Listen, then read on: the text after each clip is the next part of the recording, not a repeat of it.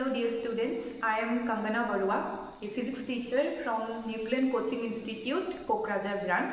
And as you can see, today I am going to solve some of the questions from JEE Mains 2026 question paper from 21st January evening shift.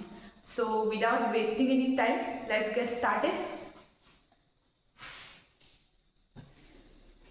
So our first question is, keeping the significant figures in view, the sum of the physical quantities this and this, and this should be sum is.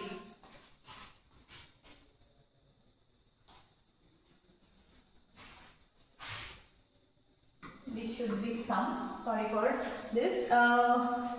So this question हमें क्या पूछा है, कुछ significant figures दिया है, quantities दिया है, significant figures ये और हमें इसका सम निकालने के लिए बोला है।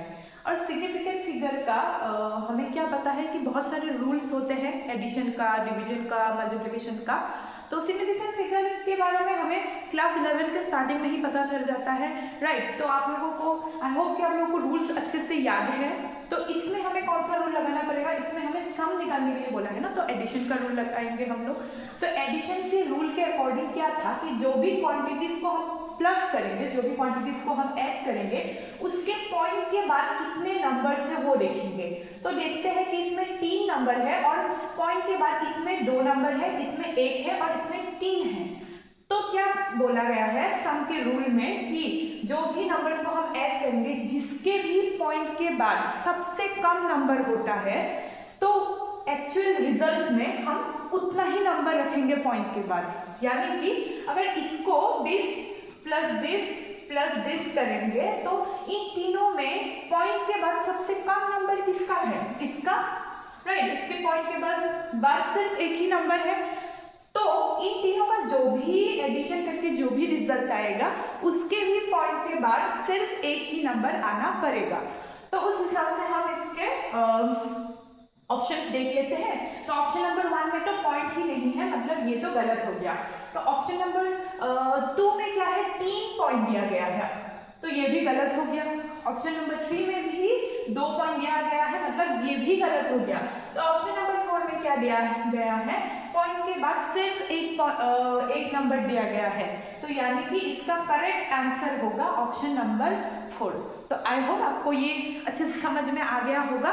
तो इसमें हमने कुछ नहीं किया, इवन हमें ऐड करने की भी जरूरत नहीं पड़ी, सिर्फ हमें रूल्स से हमने इसका आंसर निकाल लिया। तो जैसे भी जेई हो गया, नीट हो गया, इस टाइप के एग्जामिनेशंस में हमें ट्रिक से जितना क्वेश्चन सॉल्व कर पाए हम वैसे सॉल्व करेंगे, ताकि हम टाइम बचा पाए। हम लोग टाइम पे ध्यान देंगे। तो कुछ क्वेश्चंस में क्या करना, हमें पूरा मैथमेटिक्स भी नहीं करना पड़ता है, सिर्फ रूल्स या ट्रिक्स लगा के हम उसको आसानी से सॉल्व कर सकते हैं। तो हम नेक्स्ट क्वेश्चन पे जाते हैं। तो नेक्स्ट क्वेश्चन में क्या दिया गया है हमें a battery with EMF E and internal resistance small r is connected across a resistance capital R. The power consumption R will be maximum when. तो again in this question क्या दिया गया है, इंटरनल रेजिस्टेंस स्मॉल r और external resistance capital R दिया गया है। तो इसमें हमें मैक्सिमम पावर कंजम्पशन निकालने के लिए बोला है। तो अगर आपको ये क्वेश्चन देख के समझ में आ गया होगा कि इसका आंसर क्या होगा, तो वेरी गुड कि आपकी कॉन्सेप्ट बहुत अच्छे से क्लियर है। तो इसमें क्या आंसर होगा, इसमें भी बिल्कुल सिंपल सा हम उसमें कॉन्सेप्ट लगाएंगे कि जब भी मैक्सिमम पावर का वैल्यू हमें निकालने के लिए बोलेंगे, तो उस टाइप के सर्किट में क्या होना पड़ेगा कि उसका इंटरनल रेजिस्टेंस और एक्सटर्नल रेजिस्टेंस दोनों इक्वल होना पड़ेगा। तो उस हिसाब से इधर क्या होगा, ऑप्शन कौन सा होगा, option number 4 will be the correct answer, क्योंकि इसमें इंटरनल रेजिस्टेंस है स्मॉल r और एक्सटर्नल रेजिस्टेंस दिया गया है कैपिटल R। तो मतलब जब भी इसका पावर मैक्सिमम होगा, तब ये दोनों बराबर होना पड़ेगा, राइट। आई होप आपको ये भी क्वेश्चन अच्छे से समझ में आ गया होगा। तो इसके बाद हम नेक्स्ट क्वेश्चन में मूव करते हैं।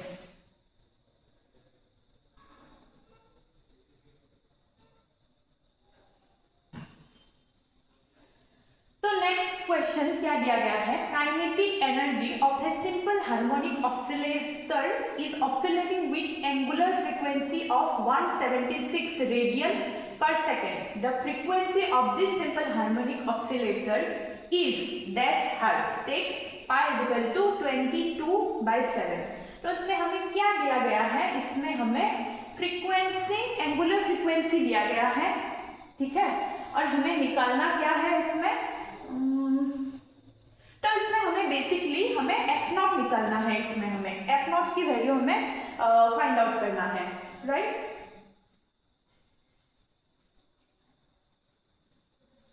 तो इसमें हमें एफ नॉट की वैल्यू निकालना है।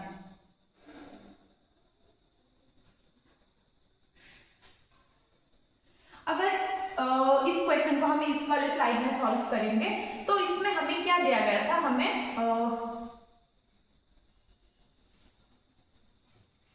हमें उसमें दिया गया था एफ के का वैल्यू दिया गया था, और एफ के का वैल्यू हमें कितना दिया गया था, आई थिंक 176 ऐसा कुछ दिया गया था, राइट। तो अगर एफ के का वैल्यू हमें 176 दिया गया है तो हमें इससे हमें क्या पता चलता है कि एफ के का फॉर्मूला हम इसमें लगा सकते हैं।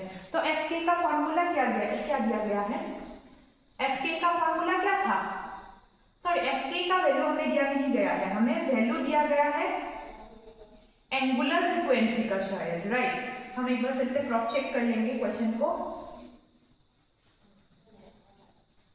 वैल्यू दिया गया है, हाँ हमें वैल्यू दिया गया है एंगुलर फ्रीक्वेंसी का 176, तो हम उसी हिसाब से सॉल्व करेंगे, मतलब हमें ओमेगा का वैल्यू दिया गया है, तो इसमें ओमेगा का वैल्यू दिया गया है 176।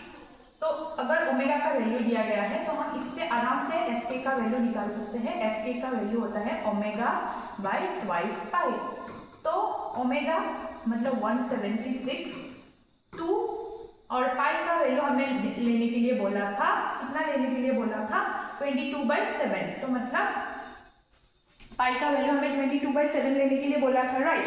तो इसके लिए हम क्या करेंगे, 7 को ऊपर आएगा, 22 नीचे आएगा, तो इससे हम इसका वैल्यू आसानी से निकाल सकते हैं। क्या आएगा, ये 11 होगा, 2 से कर दिया तो ये आएगा 88, फिर से ये 11 से इसको काटेंगे तो सॉरी ये 2 से कटेगा,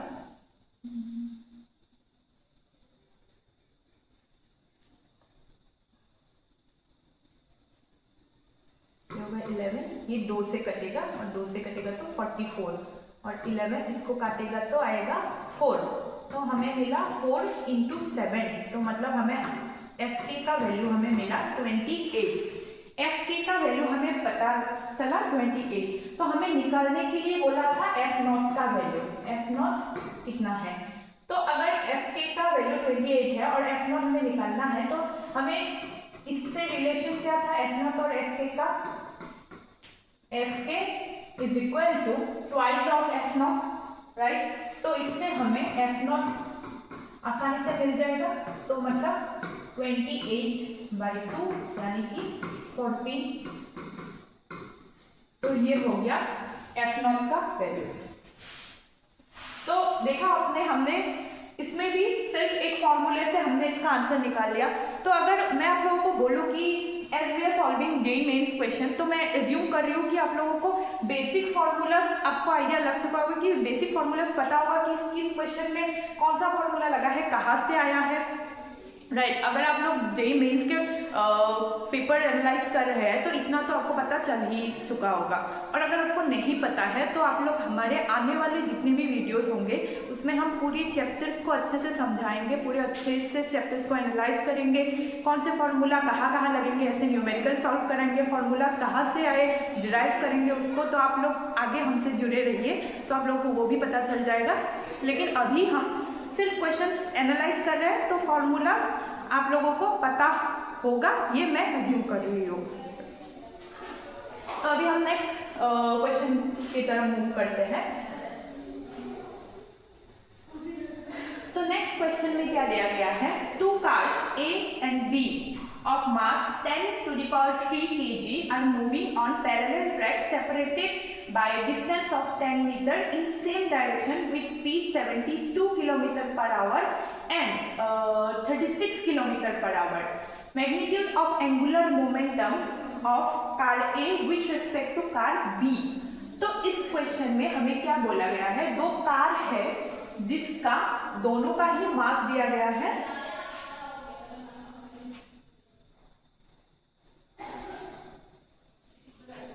हमें दोनों का मास कितना दिया गया है, दोनों का मास दिया गया है 10 to the power 3 kg। दोनों ही क्या कर रहा है, एक पैरेलल ट्रैक में ऐसे A और B मूव कर रहा है। तो क्या हो गया, इन दोनों के बीच का डिस्टेंस हो गया आपका 10 मीटर, राइट। तो इसमें क्या बोला गया है कि कार A कितनी स्पीड से मूव कर रहा है, 72 किलोमीटर पर आवर, और कार B जा रहा है आपका 36 किलोमीटर पर आवर में। तो हमें इसका एंगुलर मोमेंटम निकालने के लिए बोला है। तो इसके एंगुलर मोमेंटम निकालने के लिए हम क्या करेंगे, पहले तो हम मास लिख लेते हैं कि मास कितना दिया गया है। कार A का और B का दोनों का ही, तो mass of A is equal to mass of B, और दोनों का हमें मास दिया गया है 10 to the power 3 kg, right. तो और इन दोनों के बीच का डिस्टेंस मतलब रेडियस, वो रोड था ना, ऐसे गया था, इधर से A गया था, इधर से B गया था, और दोनों के बीच का डिस्टेंस मतलब रेडियस था इस रास्ते का। तो रेडियस हमें दिया गया था 10 मीटर।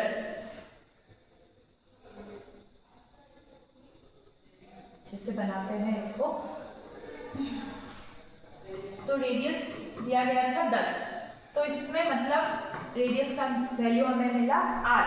और फिर क्वेश्चन में हमें क्या बोला है कि A के रिस्पेक्ट में हमें B का एंगुलर मोमेंटम निकालना है, और B का हमें स्पीड दिया गया था 36 किलोमीटर पर आवर में। अब अगर B का स्पीड 36 किलोमीटर पर आवर है तो इसका हम मीटर पर सेकंड में कैसे कन्वर्ट करेंगे, इसका वेलोसिटी 36 मैक्सिमम वेलोसिटी हम लेंगे 36 किलोमीटर पर आवर को अगर मीटर पर सेकंड में कन्वर्ट करेंगे तो इसका वैल्यू आएगा 10 मीटर पर सेकंड। ठीक है, आप इसको कर लीजिए, तो इसका वैल्यू आता है 10 मीटर पर सेकंड। तो हमें इसके बाद हमें निकालने के लिए क्या बोला था, हमें निकालने के लिए बोला था एंगुलर मोमेंटम। तो इसका एंगुलर मोमेंटम क्या होगा, तो उसके लिए हमें इसका भी फॉर्मूला पता है, क्या होता है, L = mvr, राइट। तो mvr, इसमें m कितना है, मास दिया गया है 10 to the power 3। वेलोसिटी कितना दिया गया है, वेलोसिटी हमने निकाल लिया मीटर पर सेकंड में, वेलोसिटी हो गया इसका 10, रेडियस दिया गया है, रेडियस है इसका 10। तो कितना आया आंसर, आंसर आया L = 10 to the power 5। ये हो गया इसका आंसर। तो इसका आंसर अगर ये है तो हम प्रीवियस स्लाइड में जाकर इसके ऑप्शंस देखते हैं। तो ऑप्शंस क्या है इसका, ऑप्शन नंबर 2। तो ऑप्शन नंबर 2 हो गया इसका correct answer, option number 2 which is 10 to the power 5। तो हम अभी नेक्स्ट क्वेश्चन पे मूव करते हैं।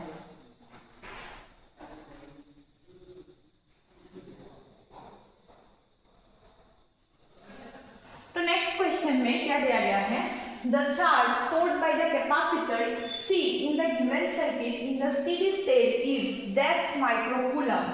तो मतलब एक हमें सर्किट दिया गया है, इसमें ये वाला कैपेसिटर दिया गया है। तो ये कैपेसिटर स्टेडी स्टेट में कितना चार्ज स्टोर करके रखा है उसका वैल्यू हमें निकालने के लिए बोला है, यानी कि टेक्निकली इसका वैल्यू हमें निकालने के लिए बोला है Q का। इसमें हमें Q का वैल्यू निकालना है, चार्ज निकालने के लिए बोला है ना। तो चार्ज क्या होता है, Q होता है, तो हमें Q का वैल्यू निकालने के लिए बोला गया है। तो इसमें हम क्या करेंगे, जब भी हम सर्किट के क्वेश्चन सॉल्व करें तब हम यही कोशिश करते हैं कि सर्किट को कितना हम सिंप्लीफाई कर सकें। जितना हम इस सर्किट को सिंप्लीफाई करेंगे ना, उतना हमें करने में आसानी होगा, टाइम भी कम लगेगा, राइट। तो हम पहले ये वाले सर्किट देखते हैं कि इसको हम कैसे सिंप्लीफाई कर सकते हैं। तो इस क्वेश्चन में अगर हम देखा जाए तो देखिए इसमें क्या दिया गया है, दो डायोड दिया गया है D1 और D2, लेकिन दोनों का डायरेक्शन अलग दिया गया है। इसमें जो हमें वोल्टेज सोर्स दिया गया है, इसमें पॉजिटिव अगर ये वाला है, नेगेटिव ये वाला है, तो हम मान लेते हैं कि करंट की डायरेक्शन इस तरफ है, राइट। अगर इस तरफ है तो D1 का क्या हो गया, आपका ऑपोजिट डायरेक्शन में है। तो D1 क्या है, ऑपोजिट डायरेक्शन में है। अगर D1 ऑपोजिट डायरेक्शन में है तो क्या D1 से कोई भी करंट मूव करेगा? बिल्कुल नहीं। D1 अपनी तरफ से उल्टी डायरेक्शन में वो खुद से क्यों करंट पास करने देगा, नहीं देगा ना। दोनों उल्टा है तो दोनों एक दूसरे के साथ एक ही डायरेक्शन में करंट फ्लो करेगा, उल्टी डायरेक्शन में तो करेगा नहीं, करने ही नहीं देगा वो।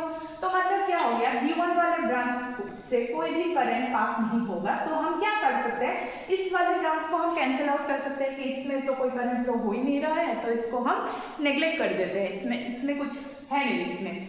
तो अगर हम इसको नेग्लेक्ट कर दें तो हम इसी सर्किट को थोड़ा सा सिंप्लीफाई करके बनाते हैं। क्या ये ऐसा बनेगा? और हाँ, इसमें हम एक और चीज सिंप्लीफाई कर सकते हैं कि ये वाला जो है ना कैपेसिटर, तो इसमें हमने क्या बोला गया है क्वेश्चन में कि ये स्टेडी स्टेट में है। स्टेडी स्टेट मतलब अगर आपको पता है, स्टेडी स्टेट मतलब क्या, कैपेसिटर में मैक्सिमम करंट पास हो चुका है, वो अपने अंदर से और करंट पास होने नहीं देगा, वो फुल चार्ज कंडीशन में है, वो स्टेडी स्टेट में है, उसी को हम स्टेडी स्टेट बोलते हैं ना। तो जब भी कैपेसिटर स्टेडी स्टेट में होता है, उसके अंदर से कोई भी करंट फ्लो नहीं होता, क्योंकि उसमें मैक्सिमम चार्ज मतलब जितना उसकी कैपेसिटी है वो उतना स्टोर करके रखा हुआ है, तो वो भी अंदर से करंट पास करने नहीं देता है। अगर आपको भूख लगी है, आपने खाना खा लिया और फिर से आपको कोई खाना ला के दिया, तो आप क्या खा पाओगे? उसको नहीं खाओगे ना। तो उसी टाइप का कैपेसिटर का भी ये कंडीशन है, उसको भूख लगा था, उसने खा लिया, उसको मैक्सिमम लेवल हो गया, अभी और वो खाना नहीं खाएगा, तो मतलब उसके अंदर से भी कोई भी करंट फ्लो नहीं करेगा। तो नहीं करेगा तो इसको हम क्या कर सकते हैं, इसको हम ऐसे शो कर सकते हैं क्या? इसको बिल्कुल कर सकते हैं, राइट। तो अगर इसको ऐसे शो करेंगे तो इसमें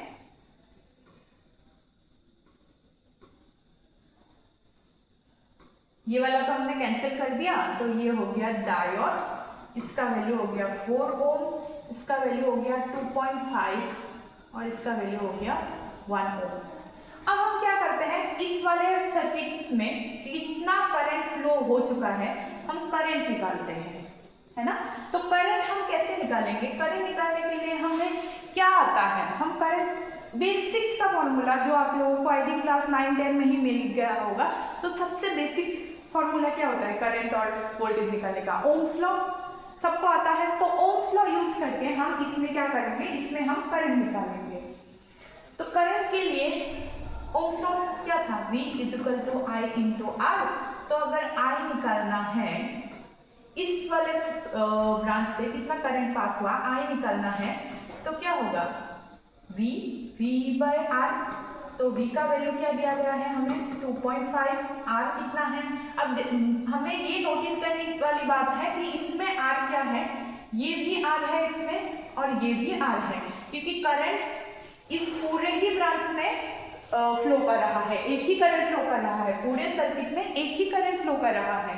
तो हमें क्या करना पड़ेगा, जितना भी करंट रेजिस्टेंस है उसको हमें ऐड करना पड़ेगा। अब ऐड कैसे करेंगे, रेजिस्टेंस पैरेलल में है कि सीरीज में है, ये वाला ब्रांच हम इससे कोई करंट पास नहीं हो रहा है ना, इस वाले ब्रांच से कोई अगर करंट पास नहीं हो रहा है तो हम क्या करेंगे, इस वाले ब्रांच से कोई अगर करंट पास नहीं हो रहा है तो ये है नहीं है, इसको हम कंसिडर नहीं कर रहे हैं। तो हम क्या देखेंगे कि ये दोनों सिंपल एक ब्रांच से ही कनेक्टेड है, यानी कि हम इन दोनों रेजिस्टेंस को सीरीज में कनेक्टेड है ऐसा मान सकते हैं, राइट। तो सीरीज में कनेक्टेड है तो क्या होगा, सिंपल ऐड होगा 1 + 4, तो मतलब करंट का वैल्यू आएगा 2.5/5 यानी कि 0.5 एम्पियर, है ना।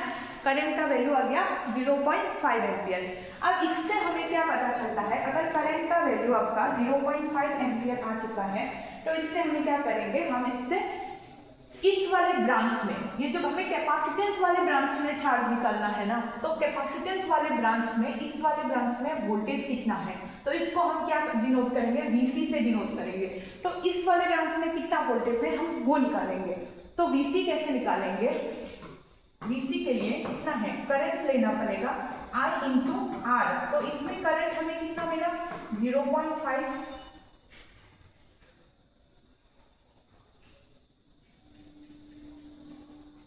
हम ये इतना तो बेसिक फॉर्मूला आपको आता है तो हम फॉर्मूला नहीं लिख रहे और ऊपर से लिखा हुआ ही है तो हम इसको वापस से रिपीट नहीं करेंगे। तो करंट हमें कितना मिला 0.5 इनटू, तो ये हमें मिल गया I।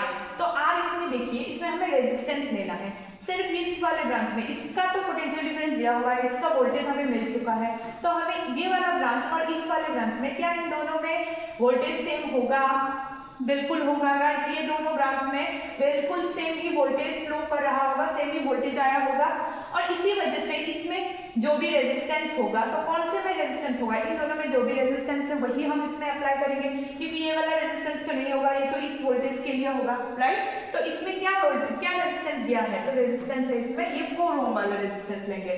तो इसमें R का वैल्यू हम क्या लिखेंगे 4 का। तो R का वैल्यू अगर हम 4 लगाएंगे तो VC का वैल्यू हमें मिलता है 2 वोल्ट। तो इससे हमें क्या मिल गया, करंट मिल गया, वोल्टेज मिल गया। तो हम इससे क्या निकाल सकते हैं, करंट से हमें वोल्टेज मिल गया तो हमें चार्ज निकालना है। तो अगर चार्ज निकालना है तो हम चार्ज का क्या हमें पता है कि हमें ये वाला फॉर्मूला पता है कि Q equal to C into V। तो इसमें हमें डायरेक्टली चार्ज मिल जाएगा। तो इसको हमने सिर्फ ये VC कैलकुलेट करने के लिए, ये कैपेसिटेंस का वोल्टेज निकालने के लिए हमने ये वाला पूरा प्रोसेस किया। तो इसको हमें करना पड़ा। अगर हमें VC का वैल्यू दिया हुआ होता, डायरेक्टली दिया हुआ था, या फिर करंट का वैल्यू दिया हुआ होता, तो हम आसानी से इसी फॉर्मूले में पुट करके उसका वैल्यू इजीली निकाल सकते थे। लेकिन से हमें VC का वैल्यू नहीं दिया गया है, इसीलिए पूरे सर्किट को सिंप्लीफाई करके हमें VC का वैल्यू निकालना पड़ा। अब सीधे सीधे इसमें पुट कर देंगे वैल्यूज। तो क्या है, C का वैल्यू हमें दिया गया है, C का वैल्यू कितना दिया गया है 5 माइक्रोकूलम, VC का वैल्यू दिया गया है 2। तो हमें Q का वैल्यू क्या मिलता है, तो Q is equal to 10 micro. ये आ गया इसका आंसर। तो आई होप आपको ये वाला क्वेश्चन भी अच्छे से समझ में आ गया होगा। इसमें कोई कुछ भी मतलब सर्किट देख के, इतना बड़ा सर्किट देख के आपको डरने की जरूरत नहीं है। हम इजीली इसको कर सकते हैं। पहले मैंने जैसे बोला आपको सर्किट को सिंप्लीफाई करना है, सिंप्लीफाई करके बस कहा क्या वैल्यूज, सिंपली इसमें कुछ ऐसा मतलब रॉकेट साइंस वाला हमने फॉर्मूला भी नहीं लगाया है, सिर्फ ओम्स लॉ यूज करके हमने ये इसका वैल्यू निकाला, सिर्फ ओम्स लॉ। तो हमें बेसिक पे बहुत ज्यादा ध्यान देना है। तो पहले सिंप्लीफाई करके जितना भी हमें करंट वोल्टेज जो भी निकालना है हम उसको निकाल के सिर्फ आपको फार्मूला अच्छे से याद होना पड़ेगा। तो फार्मूलाज में अगर वैल्यूज पुट करेंगे तो हमें आसानी से इस टाइप के क्वेश्चंस को सॉल्व कर सकते हैं। मैं आपको कुछ सेकंड के लिए स्क्रीन दे रही हूँ, आप एक बार अच्छे से देख लीजिए, या तो स्क्रीनशॉट लेना है तो आप ले सकते हैं।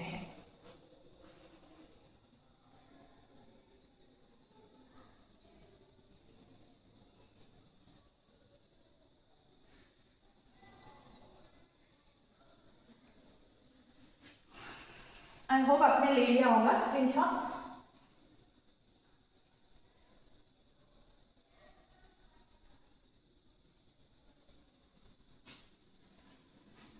तो हम नेक्स्ट क्वेश्चन पे मूव करते हैं। नेक्स्ट क्वेश्चन में क्या दिया गया है, the RMS speed of oxygen molecules at 47 degrees Celsius is equal to that of the hydrogen molecules kept at dash degree Celsius. Mass of oxygen molecules divided by mass of hydrogen molecules is equal to 32/2. तो हमें RMS speed दिया गया है oxygen molecules का 47 degree Celsius पे दिया नहीं गया है। क्या बोला गया है कि ऑक्सीजन मॉलिक्यूल का 47 डिग्री सेल्सियस पे जो आरएमएस स्पीड होता है वो हाइड्रोजन मॉलिक्यूल्स के कौन से टेम्परेचर पे बराबर होगा। तो हमें टेम्परेचर निकालना है हाइड्रोजन मॉलिक्यूल्स के उस टेम्परेचर पे जिस टेम्परेचर पे ऑक्सीजन मॉलिक्यूल्स और हाइड्रोजन मॉलिक्यूल्स दोनों का स्पीड बराबर होगा। इसमें हमें ऑक्सीजन का टेम्परेचर दिया हुआ है कि उस टाइम में ऑक्सीजन मॉलिक्यूल का टेम्परेचर कितना होगा 47 डिग्री सेल्सियस होगा। तो इसमें फिर मास दिया गया है, तो आइए सॉल्व करते हैं। तो इसमें हमें पहले हम क्या करते हैं, हम आपका जैसे टेम्परेचर दिया गया है ना, तो उसको हमने केल्विन में लेके आना है। तो हमें टेम्परेचर कितना दिया गया था, 47 डिग्री सेल्सियस दिया गया था, तो हम उसको टेम्परेचर को हम केल्विन में लेके आते हैं, तो इसको हम TO2 बोलते हैं। तो केल्विन में लेके आने के लिए हम क्या करते हैं, टेम्परेचर को 273 के साथ प्लस करते हैं। तो ये कितना होगा,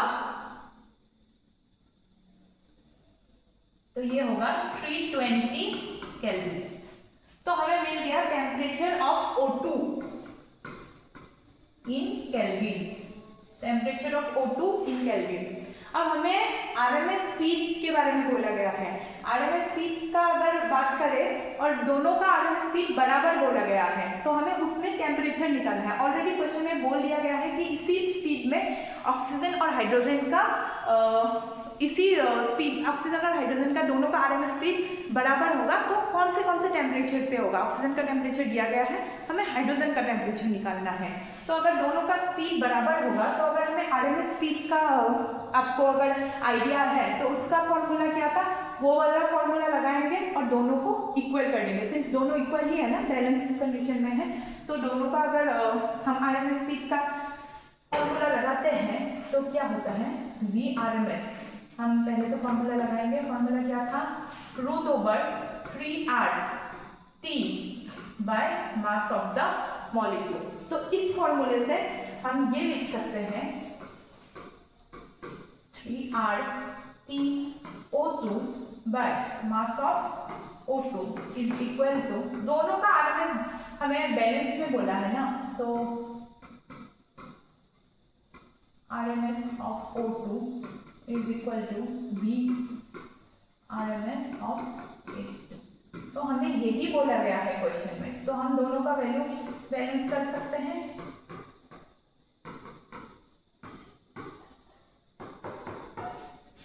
ये हमें दिया गया है, तो इससे हम क्या निकालेंगे, इससे हमें क्या पता चलता है, ये सेम है और रूट ओवर हम हटा सकते हैं, तो इससे हम ये लिख सकते हैं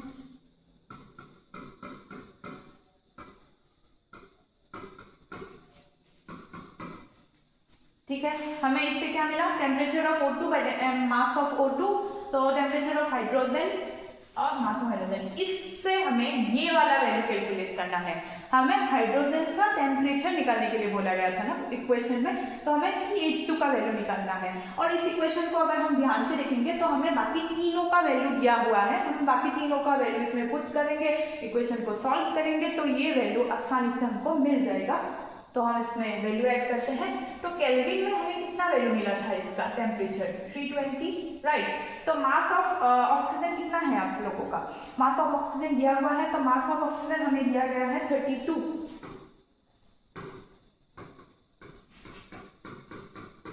और मास ऑफ हाइड्रोजन तो वो हमें दिया गया है 2। क्वेश्चन में ही हमें दिया गया है, तो अगर ये है तो ये होगा 10, तो इसका वैल्यू आ गया 20। ध्यान रखना है कि ये वाला वैल्यू हमें किस में मिला है, ये वाला वैल्यू हमें मिला है केल्विन में, लेकिन हमें आंसर में, क्वेश्चन में हमें आंसर देना है डिग्री सेल्सियस में, यानी कि हमें वापस से इसको डिग्री सेल्सियस में कन्वर्ट करना है। और अगर केल्विन, डिग्री सेल्सियस से केल्विन में वैल्यू लाने के लिए ये वाला प्रोसेस है, तो केल्विन को डिग्री सेल्सियस में कन्वर्ट करने के लिए क्या करेंगे, उसको उल्टा कर देंगे, तो उसको क्या होगा आपका वैल्यू 20 माइनस 273, तो इसका वैल्यू 20 माइनस 273 होगा, तो आपका वैल्यू आएगा माइनस ऑफ 253 डिग्री सेल्सियस। तो ये हो गया इसका आंसर। तो इस क्वेश्चन का आंसर आता है माइनस ऑफ 250 डिग्री सेल्सियस। तो आई होप आपको ये भी अच्छे से समझ में आ गया होगा। कुछ भी अगर डाउट हो आपको तो आप कमेंट में बता सकते हैं। और जैसे कि मैंने बोला कि फॉर्मूलास आपको आता होगा, ये मैं अज्यूम कर रही हूँ। जैसे आप लोग अगर जेई नीट की प्रिपरेशन कर रहे हैं, जेई का एनालिसिस देख रहे हैं, तो तो बाकी तो उसमें कुछ था नहीं, बस बैलेंस दोनों को इक्वल करके दिया हुआ ही है, क्वेश्चन वाला ही है। क्वेश्चन में जो जो दिया हुआ है उसे पुट कर दिया, दोनों को इक्वल बोला गया है तो दोनों को इक्वल कर दिया। 3 का 4 हमें क्वांटिटीज मिले हैं, उसमें से 1 का वैल्यू निकालना है और 3 हमें दिया हुआ ही है, तो वैल्यू पुट कर दिया तो हम निकल गया आंसर। फिर एक ही लास्ट में हमें ट्रिक होता है कि बहुत सारे स्टूडेंट्स उनको लगता है कि 20 केल्विन यही राइट आंसर है, लेकिन आपको क्वेश्चन अच्छे से देखना होगा, हड़बड़ी नहीं करना है, क्वेश्चन को थोड़ा अच्छे से आप काम माइंड से देखेंगे तो उसमें वैल्यू हमें डिग्री सेल्सियस में दिया गया है। हम एक बार क्वेश्चन को फिर से देखते हैं। तो देखिए ये डिग्री सेल्सियस में हमें वैल्यू निकालने के लिए बोला गया है, तो डिग्री सेल्सियस में अगर वैल्यू निकालने के लिए बोला गया है तो हमको वो आंसर केल्विन में मिला, तो हमको उसको फिर से डिग्री सेल्सियस में लेके आना है, और हमको कौन सा वाला आंसर मिला था, ये वाला आंसर मिला था, तो option C is the right answer.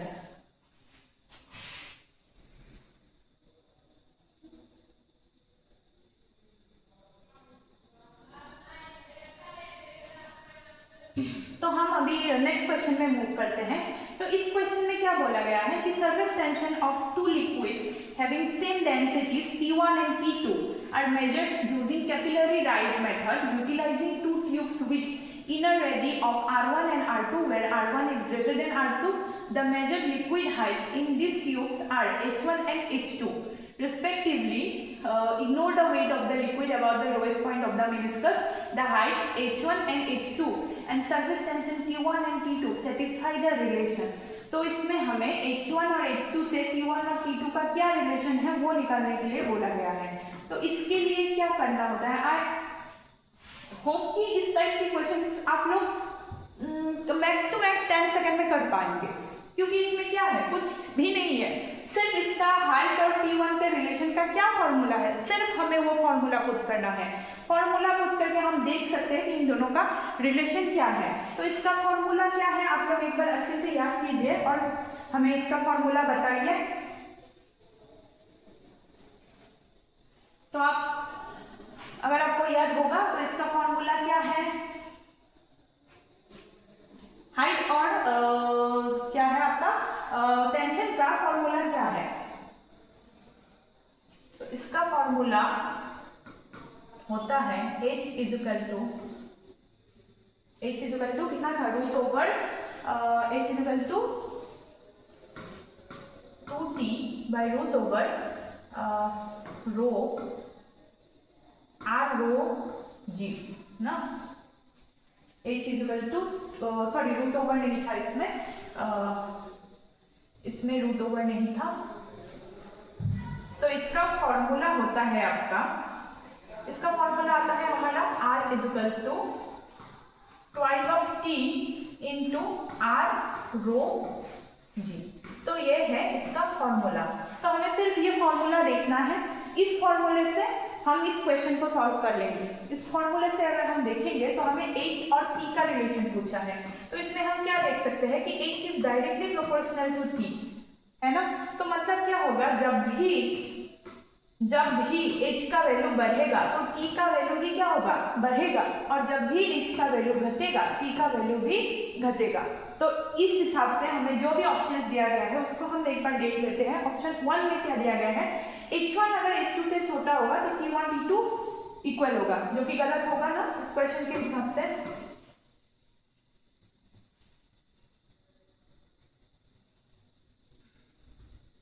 ये होगा गलत। तो सेकंड वाले क्वेश्चन में दिया गया है कि H1 H2 अगर इक्वल होगा तो T1 T2 भी इक्वल होगा। तो ये वाला आंसर करेक्ट है, क्योंकि अगर H1 जितना बढ़ेगा T1 उतना बढ़ेगा, H2 अगर छोटा होगा तो H अगर छोटा होगा तो T भी छोटा होगा। तो हमारे हिसाब से आंसर ये वाला करेक्ट है। और सेकंड वाले में भी क्या है, H1 अगर एक का वैल्यू बढ़ेगा तो ये दोनों बैलेंस होगा, इसमें उल्टा दिया गया है, तो ये सब रॉन्ग है। तो answer 2 will be the correct answer. तो इसमें कुछ है नहीं ज़्यादा, तो हम नेक्स्ट क्वेश्चन में मूव करते हैं।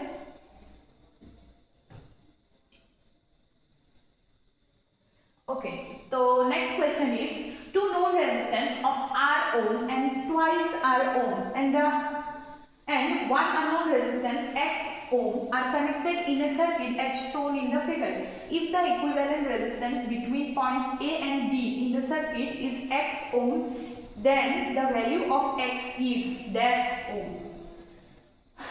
तो हमें इस क्वेश्चन में क्या बोला गया है, दो रेजिस्टेंस दिया गया है, एक तो ये ट्वाइस आर और एक है एक्स और ये हो गया आर, राइट। इनको ऐसे कनेक्ट किया है इफ द इक्विवेलेंट रेजिस्टेंस, तो मतलब क्या बोला है, इस पूरे सर्किट का जो भी इक्विवेलेंट रेजिस्टेंस होगा, यानी point A and point B के बीच में, इन दोनों के बीच में जो भी इक्विवेलेंट रेजिस्टेंस होगा तो उसका वैल्यू होगा R equivalent will be equal to x.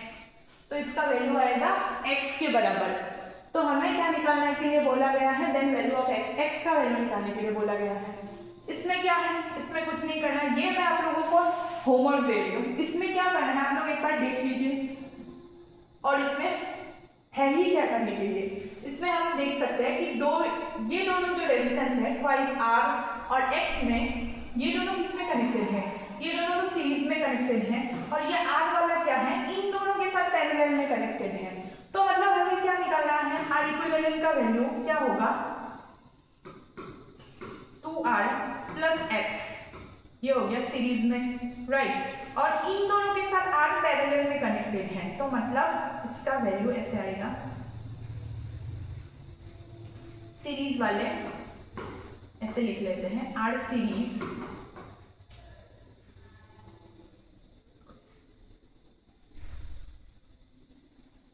को ऐसे ही रिप्रेजेंट करते हैं हम। R सीरीज कितना है, ट्वाइस R प्लस x, और R पैरेलल कितना है, R है। तो इक्विवेलेंट रेजिस्टेंस विल बी कितना होगा, दोनों पैरेलल में कनेक्टेड है इसके साथ इसको, तो इक्विवेलेंट रेजिस्टेंस कितना होगा आपका 1 by twice R plus x plus 1 by R। तो R इक्विवेलेंट इतना ही तो होगा, है ना। तो अगर ये आपका इक्विवेलेंट रेजिस्टेंस है तो इसका वैल्यू कितना होगा, इसका value should be equal to x। तो ये वाला हमें मिल गया एक इक्वेशन। अगर इसको सॉल्व करेंगे तो ये इसका एलसीएम लेंगे तो हमें ये इक्वेशन मिल गया। तो इस इक्वेशन से हम आसानी से x का वैल्यू मिल जाएगा, हमें एक इक्वेशन मिलेगा, उसका हमें सॉल्व करेंगे तो x का वैल्यू मिल जाएगा। ये तो सिंपल सी बेसिक सी मैथमेटिक्स है, इसमें कुछ भी हमें सर्किट लॉ वॉ ये सब कुछ भी नहीं लगाना है, सिर्फ हमें इसको सॉल्व करना है। तो मैं ये आप लोगों का होमवर्क दे रही हूँ और आप इसका आंसर हमें कमेंट में जरूर बताइए। उसके बाद हम नेक्स्ट क्वेश्चन में जाते हैं। अगर आपको ये थोड़ा सा स्क्रीनशॉट लेना है तो आप ले सकते हैं।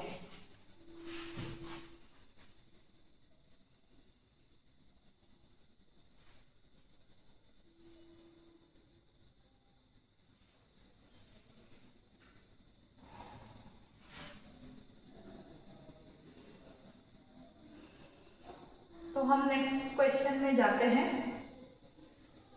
तो नेक्स्ट क्वेश्चन दिया गया है, क्या दिया है कि the energy of an electron in an orbit of the Bohr's atom is this, where E0 is the ground state energy, if m is the angular momentum of the electron in this orbit and h is the Planck's constant, then twice pi l by h is. तो हमें इसका value क्या होगा वो निकालने के लिए बोला है। तो इसका वैल्यू क्या आता है, हमें पता है, अगर हमने पढ़ा होगा तो हमें क्या पता है कि हमें एक फॉर्मूला मिला था जिसका मतलब कितना है, L is equal to NH by twice pi. तो इससे हमें क्या मिलेगा, N का वैल्यू हमें मिल जाएगा। तो क्रॉस मल्टीप्लाई करेंगे तो क्या होगा, L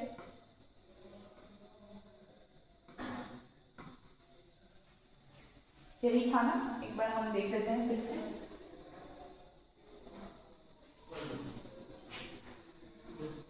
हाँ यही था।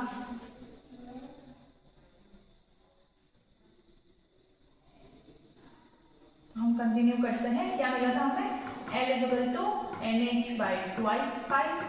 तो हमें N का वैल्यू मिल गया है, क्या है, L2 पाई बाई H। तो मतलब हमें निकालना क्या है, n का वैल्यू हमें फाइंड आउट करना है, ठीक है। तो अगर इसमें हमें n का वैल्यू फाइंड आउट करना है तो हमें उसमें क्या दिया गया है, एनर्जी दिया गया है। एनर्जी का वैल्यू दिया गया है। तो एनर्जी का वैल्यू हमें कितना दिया गया था, आई थिंक एनर्जी का वैल्यू हमें दिया गया था -0.04 E0 दिया गया था इसका वैल्यू क्वेश्चन में। तो अगर एनर्जी का वैल्यू ये है तो हमें एनर्जी के फॉर्मूले से हमें E0 के रिस्पेक्ट में हमें एनर्जी क्या मिलता है, एनर्जी का क्या फॉर्मूला मिलता है, हम उसको पुट करेंगे। E0 के रिस्पेक्ट में आपको क्या याद है कि एनर्जी का फॉर्मूला क्या होता था, तो हमें ये पता है कि E is equal to -E0/n², right. हमें एनर्जी ग्राउंड स्टेट का अगर एनर्जी निकालना है तो हमें ये वाला फॉर्मूला हम लगाएंगे, है ना। तो इस फॉर्मूला से हमें E का वैल्यू मिलता है। अगेन क्वेश्चन में हमें E का वैल्यू ये वाला दिया हुआ है, तो मतलब इन दोनों को, अगर इसको मैं इक्वेशन 1 लूँ और इसको इक्वेशन 2 लूँ, तो हम इसको फ्रॉम इक्वेशन 1 एंड 2 हम क्या कर सकते हैं कि -E0/n² is equal to -0.04 E0, ये हमें क्वेश्चन में गिवन है। तो इसमें से हम क्या करेंगे, -E0 हट जाएगा, तो वैल्यू हमें क्या मिला, 1/n² इज इक्वल टू 0.04। फिर इसको हम क्या करेंगे, n² इज इक्वल टू 1/0.04। तो मतलब अगर 1 को 0.04 से डिवाइड करेंगे तो हमें n² का वैल्यू मिला 25। तो हमें वैल्यू किसका निकालने के लिए बोला था, हमें वैल्यू निकालने के लिए बोला था n का। हमें ये वाला फॉर्मूला दिया गया था तो उसका वैल्यू निकालने के लिए बोला था, और ये वाला फॉर्मूला किसके बराबर है, n के बराबर है। तो मतलब हमें किसके वैल्यू निकालना है, हमें n का वैल्यू निकालना है। तो इससे अगर हम n हटाएंगे तो ये आएगा √25। तो मतलब हमें n का वैल्यू कितना मिल गया, n का वैल्यू हमें मिल गया 5। तो मतलब क्वेश्चन में हमें जो गिवन है ट्वाइस πl/h, इसका वैल्यू हमें मिल गया 5। तो ये हो गया इसका आंसर। तो देखा आपने, हमने कितनी कम समय में इसको फॉर्मूला यूज करके इसको सॉल्व कर दिया। हमें E0 का ग्राउंड स्टेट का एनर्जी लेवल दिया हुआ है, तो उस हिसाब से हमें उसके बेसिस में हमें ये पता होना पड़ेगा कि किस क्वेश्चन में कौन सा हम फॉर्मूला यूज करेंगे। इसमें E0 दिया गया है तो E0 के रेस्पेक्ट में जो भी फॉर्मूला होगा हम उसको पुट करेंगे। तो सिर्फ फॉर्मूले से हमने पुट किया और बाकी तो मैथ्स ही है सिंपल, उसको हम करके हमें ये वैल्यू मिल गया। लेकिन इसमें आपको ये पता होना पड़ेगा कि n एक्चुअल में है क्या, कि हमें n का ही वैल्यू निकालने के लिए बोला है। ये जो दिया गया है ना आपको, ये देख के हमें डरना नहीं है कि इसका वैल्यू क्या निकालेंगे, h का, l का, ये सब अगर हमें निकालना पड़ेगा तो बिल्कुल नहीं डरना है, आपको बिल्कुल नहीं करना है। हम क्वेश्चन को, इसीलिए मैं बार बार बोलती हूँ कि स्टूडेंट्स को कि क्वेश्चन को हमें अच्छे से पढ़ना है, अच्छे से देखना है क्वेश्चन को कि एक्चुअल में क्या निकालने के लिए बोला है। कभी कभी बहुत सी लेंथी क्वेश्चन में बहुत ही सिंपल सा चीज निकालने के लिए बोला जाता है, जैसे कि इस वाले क्वेश्चन में हमें सिर्फ n का वैल्यू निकालने के लिए बोला गया है, लेकिन दिया ये हुआ है। तो इसको लेके बहुत सारे स्टूडेंट डर जाएंगे कि ये क्या निकालने के लिए बोला है। इसीलिए आपको हमेशा काम रहना है, और जो भी आपका नॉलेज है, जो भी आपका फॉर्मूला बेस्ड नॉलेज है, उसको अप्लाई करना है कि इसमें क्या अप्लाई करेंगे और क्या हम निकाल सकते हैं, जितना हम इजी कर पाए क्वेश्चन को। ठीक है, एक बार इसको देख लीजिए, फिर हम नेक्स्ट क्वेश्चन पे मूव करेंगे।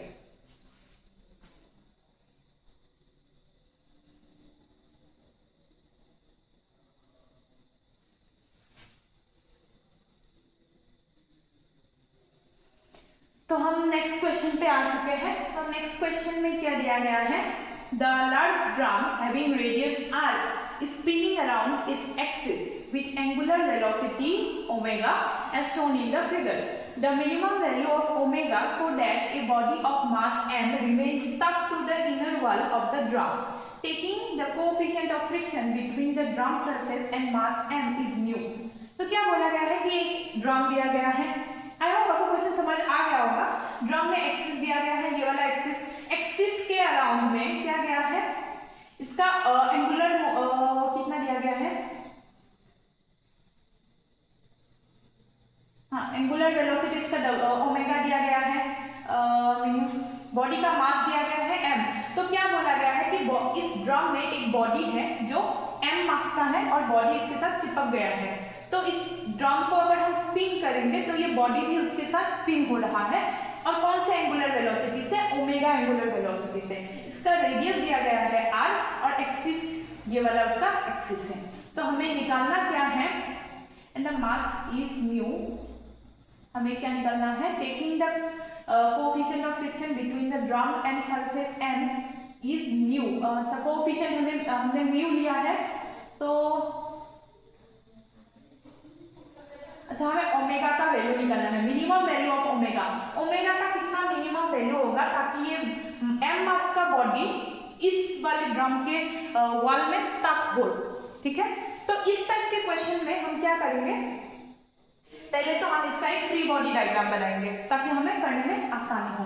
तो फ्री बॉडी डायग्राम के लिए हम क्या करेंगे, हम इसी में हम सॉल्व कर रहे हैं, जो हमने स्लाइड लिया है सॉल्व करने के लिए वो नहीं ले रहे ताकि हमें क्वेश्चन बार बार देखना ना पड़े, इसलिए इसी में कन्वीनियंट हो रहा है, तो इसी में सॉल्व कर रहे हैं। तो फ्री बॉडी डायग्राम बनाते हैं। उसमें क्या दिया गया है कि एक बॉडी दिया गया है जिसका मास m है। अगर हम इसको देखेंगे, हमें मिनिमम ओमेगा लेना है, मिनिमम एंगुलर वेलोसिटी निकालना है। तो क्या हम ये बोल सकते हैं कि ये वाला जो मास है ये नीचे कौन सा फोर्स लगाएगा, ये नीचे mg वाला फोर्स लगाएगा, है ना, नीचे mg लगाएगा। तो ये ऊपर क्या लगाएगा, ऊपर क्या लगाएगा, ये ऊपर लगाएगा ये म्यू n, और n क्या है, n है ये नॉर्मल जो ये ड्रम के वॉल में चिपक के दे रहा है, ड्रम के साइड में। इस फ्री बॉडी डायग्राम से हमें क्या पता चल रहा है कि ये मास नीचे एक फोर्स दे रहा है mg, और ऊपर उसी का बैलेंस कंडीशन में उतना ही उसका बराबर का फोर्स लग रहा है जो क्या है म्यू n। तो म्यू क्या हो गया, इसका कोएफिशिएंट हो गया, और n है इसका नॉर्मल। नॉर्मल मतलब ये वाला मास जो इस ड्रम के वॉल को दे रहा है, जो उसको वॉल को फोर्स देगा ना, उसी को हम नॉर्मल बोलते हैं। तो ये हो गया इसका नॉर्मल। तो इसी टाइप का अगर हम फ्री बॉडी डायग्राम बनाएंगे तो हमें इसको करने में आसानी होगा। तो अभी हम इसके अगले को मूव करते हैं, इसके सॉल्यूशन की तरफ मूव करते हैं।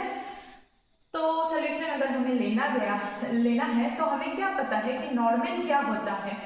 नॉर्मल हमें, अगर हम इसका नॉर्मल का इस क्वेश्चन को अगर अच्छे से देखें तो इसमें हम पहले क्या सॉल्व करेंगे, हम पहले तो इसमें क्या है आपका, देखिए ये वाला फोर्स म्यू n और ऊपर जा रहा है तो mg नीचे आ रहा है।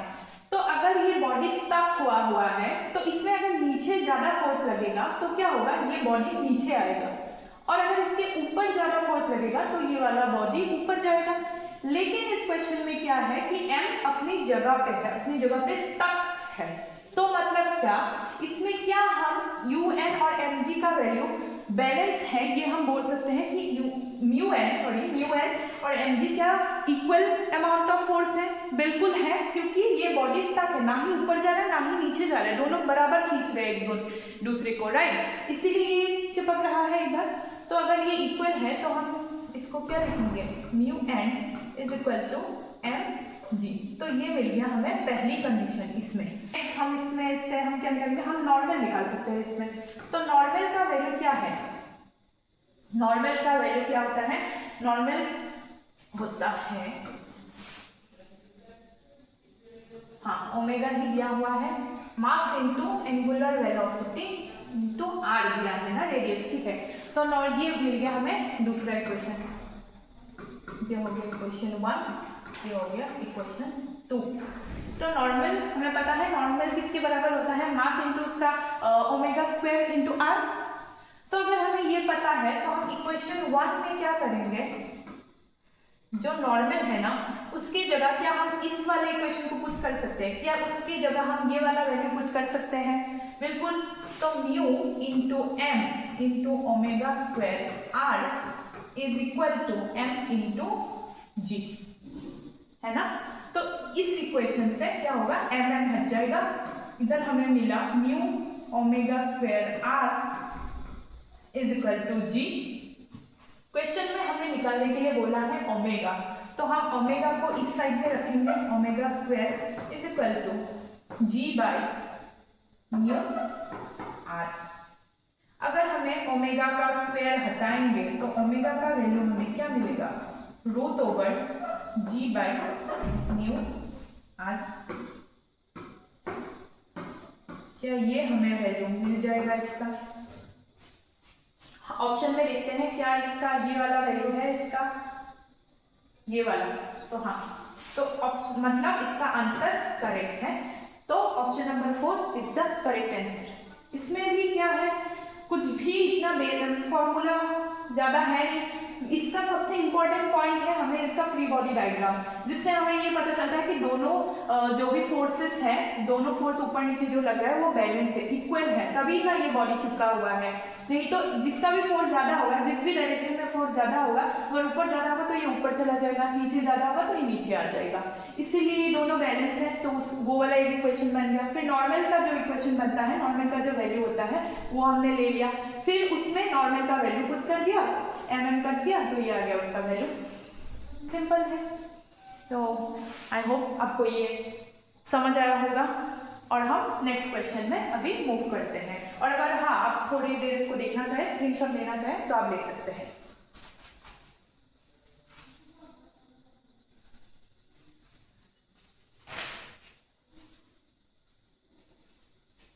तो हम नेक्स्ट क्वेश्चन में मूव करते हैं।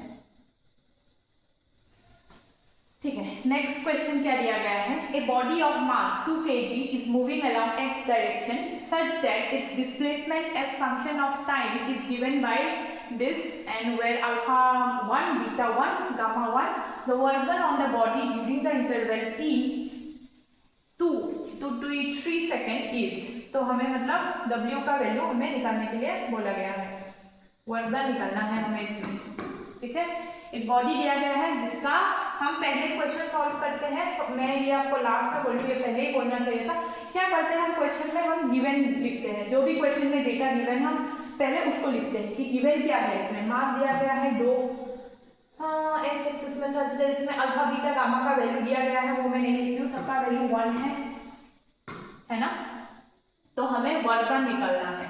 तो वर्क डन का अगर वैल्यू निकालना है तो हम इसमें क्या कर सकते हैं, हम इसका वैल्यू दिया गया है तो हम पहले क्या करेंगे, इसका हम वेलोसिटी निकालते हैं। ये सिंस इसमें इक्वेशन दिया गया है ना, ये क्या दिया गया है कि डिस्प्लेसमेंट दिया गया है, x भी दिया है ना,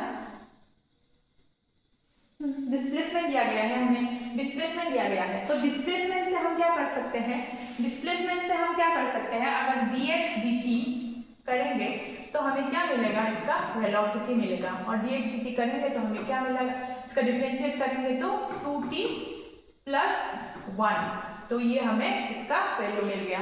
तो ये हमें इसका वेलोसिटी मिल गया। वेलोसिटी को अगर फर्दर डिफरेंशिएट करेंगे तो हमें क्या मिलेगा, dv dt, तो ये मिल गया एक्सेलरेशन, तो इसका वैल्यू मिल गया हमें 2। तो एक्सेलरेशन का वैल्यू हमें मिल गया 2। तो इस एक्सेलरेशन के वैल्यू से हम क्या, हम फोर्स निकाल सकते हैं। फोर्स क्या है, m × a। तो मास हमें कितना दिया गया है, मास दिया हुआ है, गिवन है 2 × 2, मतलब 4 न्यूटन का हमें इसमें फोर्स मिला है ना। तो अगर 4 न्यूटन का फोर्स मिला है, हमें फोर्स मिल गया है, तो हम क्या करेंगे, वर्क डन कैसे निकाल सकते हैं, force into displacement. Force into displacement करेंगे तो हमें वर्क डन का वैल्यू मिल जाएगा। तो अब हम इसका डिस्प्लेसमेंट निकालते हैं। डिस्प्लेसमेंट हमें क्या दिया गया है, एक तो 2 सेकंड में दिया गया है और एक 3 सेकंड में दिया गया है। तो हम इसका पहले हम डिस्प्लेसमेंट इन टाइम 3 सेकंड में निकाल लेते हैं। क्या आएगा, इसको अगर हम वैल्यू पुट करेंगे तो अल्फा का वैल्यू 1 दिया गया है, बीटा का 1, गामा का 1, तो तीनों का वैल्यू दिया गया है। तो मतलब हम इसमें क्या 3² आएगा, ये t का वैल्यू अगर 3 लगाएंगे, मतलब इसमें t का वैल्यू 3 पुट होगा, इसमें भी t का वैल्यू 3 पुट होगा, और अल्फा बीटा गामा का वैल्यू हमें 1 दिया गया है। तो हमें 3² + 3 + 1 आएगा, है ना। तो अगर इसमें t है नहीं तो उसमें 1 आएगा। तो इसका क्या आएगा, 9 + 3 12 + 1, यानी कि इसका वैल्यू आ गया 13। फिर हम लेंगे x का वैल्यू t 2 सेकेंड में,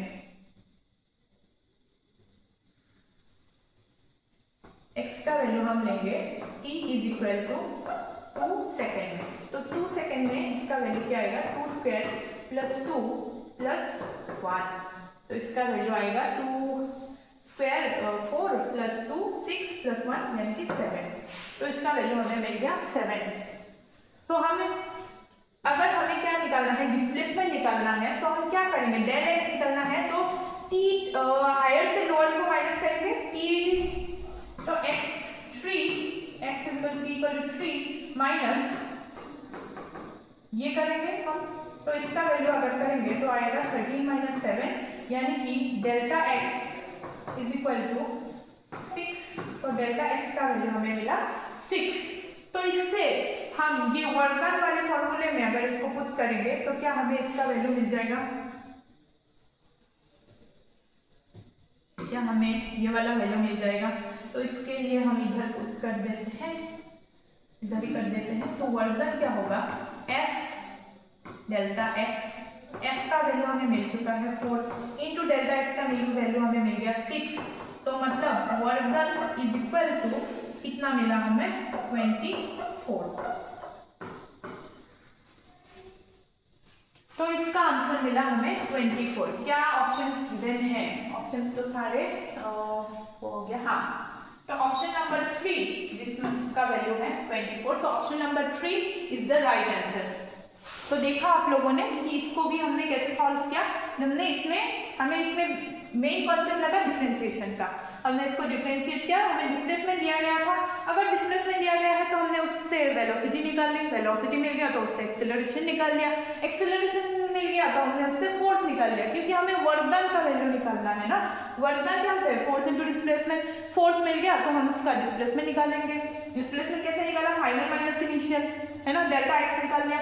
तो फोर्स तो मिल ही चुका था, डिस्प्लेसमेंट को ऐड कर दिया और उससे मल्टीप्लाई कर दिया तो हमें वर्कडन का वैल्यू मिल गया। तो इसमें भी ऐसा कुछ रॉकेट साइंस नहीं है।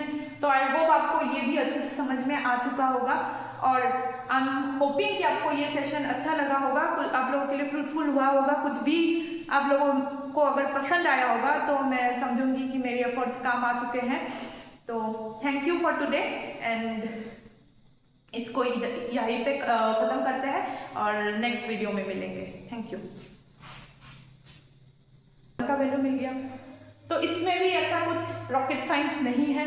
तो आई होप आपको ये भी अच्छे से समझ में आ चुका होगा और आई एम होपिंग कि आपको ये सेशन अच्छा लगा होगा, कुछ आप लोगों के लिए फ्रूटफुल हुआ होगा। कुछ भी आप लोगों को अगर पसंद आया होगा तो मैं समझूंगी कि मेरी एफर्ट्स काम आ चुके हैं। तो thank you for today and इसको यहीं पे खत्म करते हैं और नेक्स्ट वीडियो में मिलेंगे। Thank you.